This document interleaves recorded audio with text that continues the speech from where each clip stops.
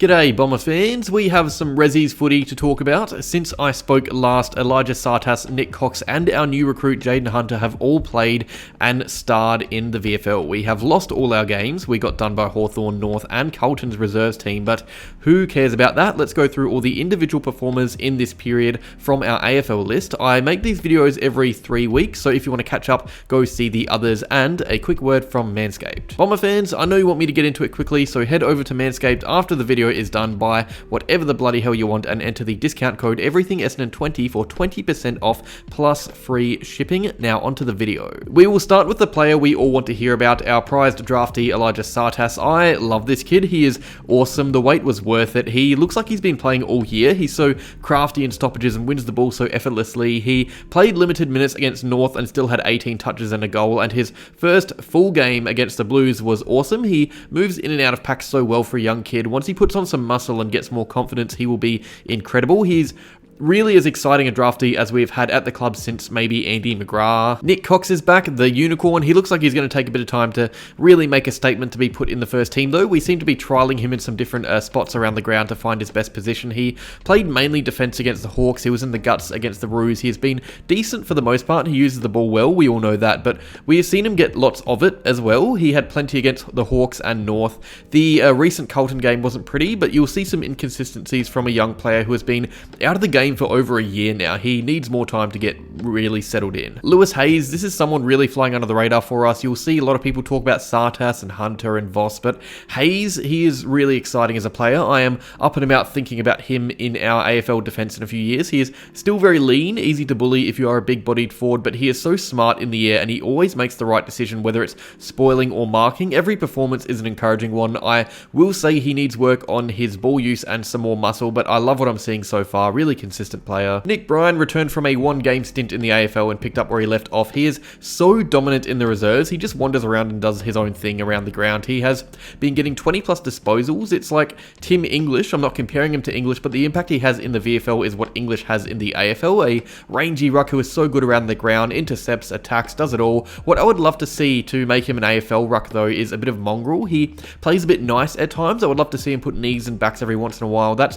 what Phillips has over him right now. Just goes harder at the ball. How good is Kaine Baldwin in defence? This guy is so reliable now, no matter where he plays really, because he does sometimes move forward to the ball, but down back is where he stayed these 3 weeks. He is so solid and actually a good leader. You see him barking instructions to the rest of the group. He's a bit like Montgomerie now. You know what to expect each game and you get exactly that. I really rate him right now. He's one of my favourite players to watch in the VFL. He puts in a load of work and let's just hope he keeps up the good work. Alistair Lord has had a bit of a rough patch. He just seems a bit unsure of himself at the moment. I have in the past spoken about his ability to go missing when senior players of his role play in the side. We saw it when Kelly returned, but even when this wasn't the case, he was still quiet. 12 touches against the Hawks, 10 against North. That's just not good enough for the type of player he is. We've needed a spark rebounding, but haven't got one from him every week. He needs some confidence, or I'm afraid he will be on the verge of a delisting. Jake Kelly did play a VFL game. His concussion came at a shocking time because he now is on the fringe a bit. He's too good for VFL, shown by his performance, but can't squeeze back into that AFL side for some reason. In the VFL, he was in coaches' votes. He was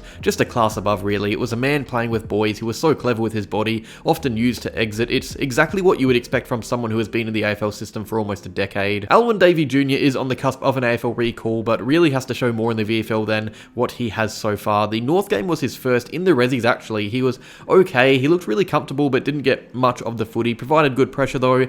Looks really lean, even at this level. Want a bit more muscle on him in the next few years. It wasn't much of an issue against Carlton, though. He played quite a bit of midfield time and did really well in there. He obviously was a mid in his junior years. 16 disposals, 14 of which were kicks, 9 tackles. I think he was probably one of our better AFL listed players. Rhett Montgomerie only actually played the one match. He was a carryover emergency for the last 2 AFL games, which really goes to show how well he is going. He is probably our most important VFL defender. We miss him when he isn't there. He is so consistent, such a clever aerial player, reads the ball so well. He is one AFL injury away away from a debut in that defence, I would say. Pat Voss has had a frustrating little period. He got on top of Hawthorn's top 10 draft pick Denver, Granger Barras around the ground, but didn't hit the scoreboard. This is what we are seeing, though. He is pushing up really high now, not just deep in the forward line, especially with Hunter now in the team. So he played another unselfish role against North. High disposal, but no scoreboard impact. The game against Carlton was just frustrating, though. Plowman had the better of him all day. He was made the joke of the day by the commentary box. Just an unlucky almost match for him. I love his determination, though. He doesn't really give up if he's playing poorly. Tex Wanganeen was so close to playing AFL footy. There was news before the Carlton game about some possible late outs that have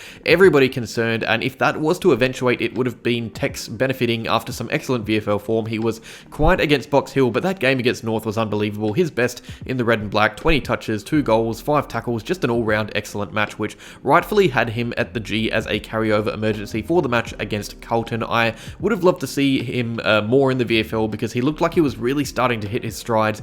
Instead, he has 2 weeks on the sidelines with the bye as well coming up. I reckon we may have seen McBride's best little period for the club. It's a low bar because he hasn't shown too much in the red and black, but he has been decent in the last few weeks. He still gets shifted around in different positions, but we are seeing him impact both now. His body work was really good against Carlton especially, and his around the ground ruck against the Roos was a highlight. He is really athletic, and once he starts to consistently use this feature, will have more of an impact. Anthony McDonald-Tipungwuti has been sent back to the VFL to try and recapture some form and fitness. I think his fitness is clearly an issue, and it will build here. We see him run out games a lot harder than he does in the AFL. He doesn't get as many rests, but it does mean he flows in and out of matches. He plays a lot of midfield minutes and to good effect most of the time. He had 15 touches and 11 respectively in the matches he played, kicked a couple of goals as well. I reckon his game against Carlton was a bit quieter, just didn't have his usual output, which is frustrating before the bye. Hopefully he comes out of it firing in a couple of weeks though. Anthony Munkara only played the 1 game in this 3-round period. He was managed for 2 of them, which you see with young underdone players. The match he played was against North.